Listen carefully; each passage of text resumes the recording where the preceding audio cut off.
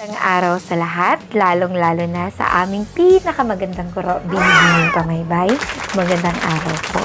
Ako nga po pala si Rizal Renegado, 30 taon na gulang, at ako po ay isang ina ng napakagandang 6 na taong gulang na babae. Nakatira po kami sa Purok 3 Salvacion, Prosperidad, Agusan del Sur.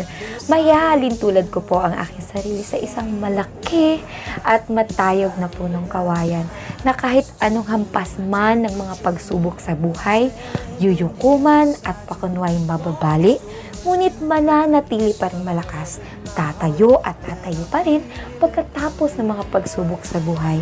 Ang aking pinakagustong kasabihan ay ang buhay ay masusukat sa dami ng iyong karanasan. Kaya po huwag na huwag tayong natatakot makipagsapalaran at makita ang mundo. Dahil dito lumalawak ang ating pananaw sa buhay. Harapin natin ang mga hamon dahil mas mabuti na yung mabigo tayo at malugmok.